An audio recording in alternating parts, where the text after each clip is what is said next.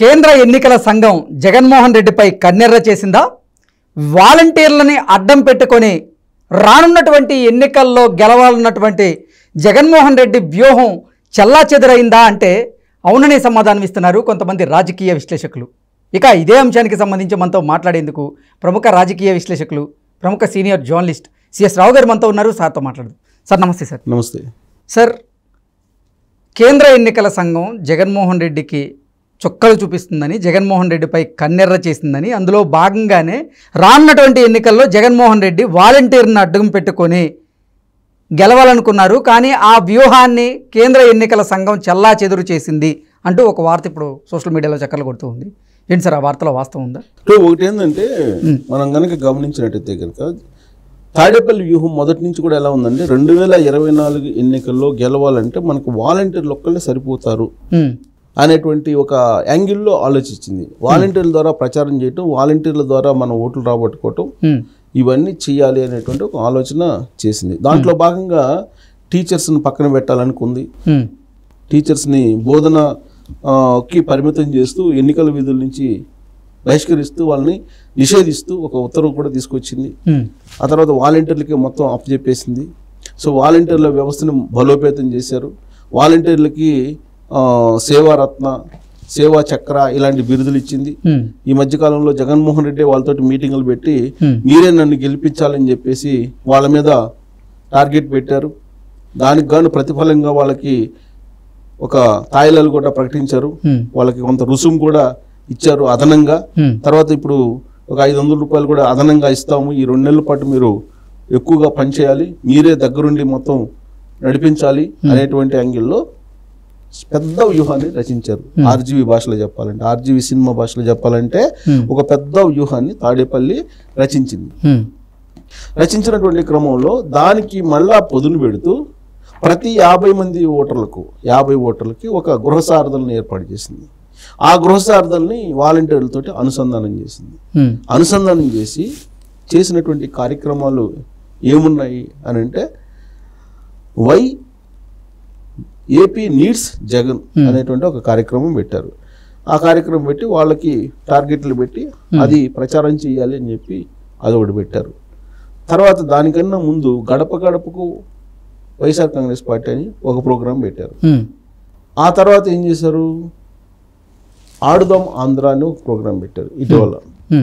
So ఈ programmes అన్నిటికీ వాలంటీర్ని involve చేస్తూ, వాలంటీర్ని ప్రజల దగ్గరికి తీసుకెళ్తూ, మీ ఇంటికి మేము ఇన్ని పథకాలు ఇచ్చాం, ఇంత డబ్బు ఇచ్చాం ఈ 5 సంవత్సరాల్లో, కాబట్టి మాకు ఎందుకు ఓటు వేయరు, మీరు ఓటేస్తామని ఒప్పుకొని సంతకం పెట్టండి అంటూ గత 4 రోజుల నుంచి ఇళ్ళకి తిరుగుతున్నారు వాలంటీర్లు. కానీ ఎలక్షన్ కమిషన్ ఏం చెప్పింది, ఎలక్షన్ ప్రక్రియలో కానీ ఎలక్షనీరింగ్లో కానీ వాలంటీర్ల ఇన్వాల్వ్మెంట్ ఉండకూడదు అని చెప్పి చాలా క్లియర్గా ఎన్నికల కమిషన్ చెప్పింది.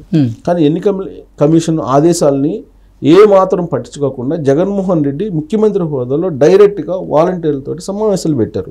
సమావేశాలు పెట్టి మీరే నన్ను గెలిపించాలని చెప్పి దాదాపు 5-6 సమావేశాలు పెట్టారు. పెట్టి ఇప్పుడు సిద్ధం సభలకు కూడా వాళ్ళకే టార్గెట్లు పెట్టి వాళ్ళనే జనాలను తీసుకురమ్మని చెప్పి టార్గెట్లు పెట్టి ఆ సిద్ధం సభలు సక్సెస్ చేసుకున్నారు అని వాళ్ళు భావిస్తున్నారు, సక్సెస్ చేసుకున్నామని చెప్పి. ఇప్పుడు వాలంటీర్ల వ్యవస్థ మీద బాంబు లాంటి వార్తను మళ్ళా ఎలక్షన్ కమిషన్ వేసింది. ఏమేసింది, ఎట్టి పరిస్థితుల్లో వాలంటీర్లు అనేవాళ్ళు ఎన్నికల ప్రక్రియలో కనిపించకూడదు, ఏజెంట్లుగా కూర్చోకూడదు అని చెప్పి చాలా క్లియర్గా చెప్పేసింది.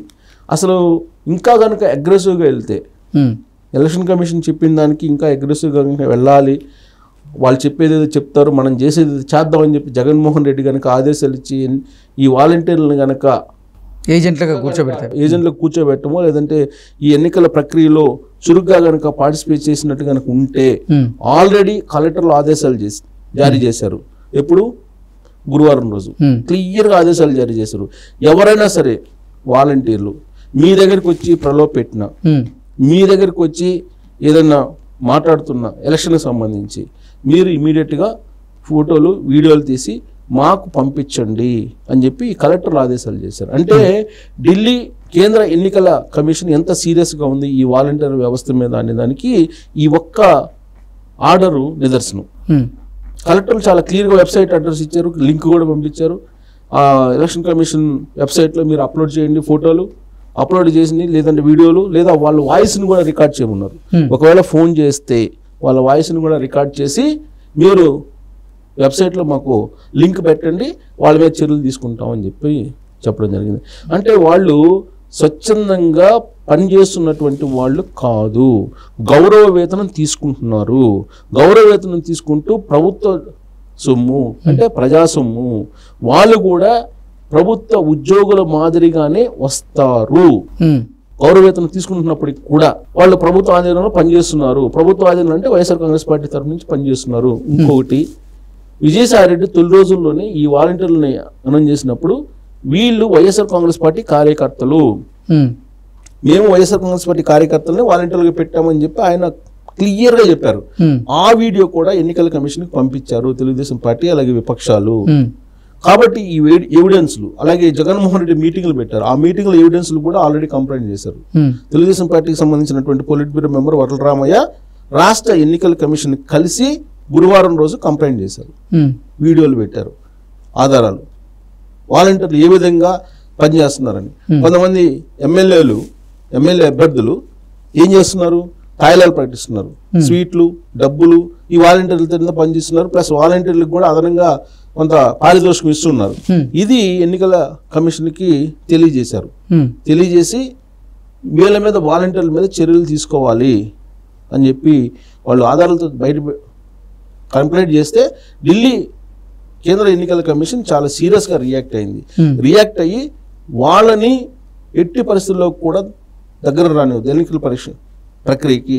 ఇన్ కేసు వీళ్ళు ఇదే పోకడ కనుక పోతే రాబోయేటువంటి రోజుల్లో ఎన్నికలు జరిగే రోజు కూడా వీళ్ళని అసలు ఊళ్ళో ఉండకుండా ఆర్డర్స్ కూడా ఇచ్చేటువంటి అవకాశం లేకపోలేదు. వాళ్ళు మామూలు పౌరులు కాదు, సామాన్య పౌరులు కాదు, వాళ్ళు వాలంటీర్లు, గౌరవ వేతనం తీసుకుంటున్నటువంటి వాళ్ళు మ్యానిపులేట్ చేస్తారనేటువంటి ఆరోపణలు ఎదుర్కొంటున్నటువంటి జగన్మోహన్ రెడ్డి ప్రైవేట్ సైన్యం. సో దాని మీద ఎన్నికల కమిషన్ చాలా సీరియస్గా లుక్ పెట్టింది. ఎవరైనా సరే వాలంటీర్లు ఫోన్ చేసినా రికార్డ్ చేయమని చెప్పింది, అలాగే వీడియో తీయమంది. వాళ్ళు ప్రొవైడ్ పెడితే ఇమీడియట్గా అతని మీద యాక్షన్ తీసుకోవడానికి, ఇంకా ఓవర్ యాక్షన్ చేస్తే వాళ్ళ దగ్గర ఉన్నటువంటి మొబైల్ని కూడా హ్యాండ్ అవుట్ చేసుకోమని చెప్పి ఎన్నికల కమిషన్ ఆర్డర్ ఇచ్చేటువంటి అవకాశాలు కూడా లేకపోలేదు. ఎందుకంటే ఎన్నికల షెడ్యూల్ మరికొన్ని గంటల్లో వెలువడిపోతుంది. రేపు 3 గంటల కల్లా ఎన్నికల షెడ్యూల్ వస్తుంది. వన్స్ ఎన్నికల షెడ్యూల్ అనౌన్స్ చేసిన తర్వాత ఇమీడియట్గా ఎన్నికల కోడ్ అమల్లోకి వస్తుంది. అమల్లోకి వచ్చిన వెంటనే వాళ్ళ ఫోన్లన్నిటి కూడా ప్రభుత్వానికి హ్యాండ్ ఓవర్ చేయాల్సిన అవసరం ఉంది. ఈ డిమాండ్ ఆల్రెడీ విపక్షాలు చేస్తున్నాయి. కేంద్ర ఎన్నికల సంఘం కూడా ఆ ఆర్డర్ ఇచ్చేటువంటి అవకాశం ఉంది. ఎందుకు? వాళ్ళ మొబైల్ ఫోన్లో మొత్తం డేటా ఉంది, ఓటర్స్కి సంబంధించినటువంటి ప్రతి డేటా ఉంది. ఓటర్సే కాదు, ఆంధ్రప్రదేశ్లో ఉన్నటువంటి ప్రతి పౌరుడి డేటా వాళ్ళ దగ్గర ఉంది. కాబట్టి ఆ మొత్తం ఫోన్లు హ్యాండ్ ఓవర్ చేయమని చెప్పడానికి కూడా అవకాశం లేకపోలేదు. ఢిల్లీతోటి ఇక పెట్టుకుంటే జగన్మోహన్ రెడ్డి కుదరదు, అది అర్థమైపోయింది. కూటమి ఎప్పుడైతే ఏర్పడిందో ఢిల్లీలో పరిణామాలు జగన్మోహన్ రెడ్డికి అనుకూలంగా ఉండే ప్రసక్తే లేదు. కాబట్టి రాబోయేటువంటి రోజుల్లో వాలంటీర్ల వ్యవస్థ అనేది అదుపులో లేకపోతే కనుక చర్యలు తీసుకునే అవకాశం ఉంది ఎన్నికల కమిషన్.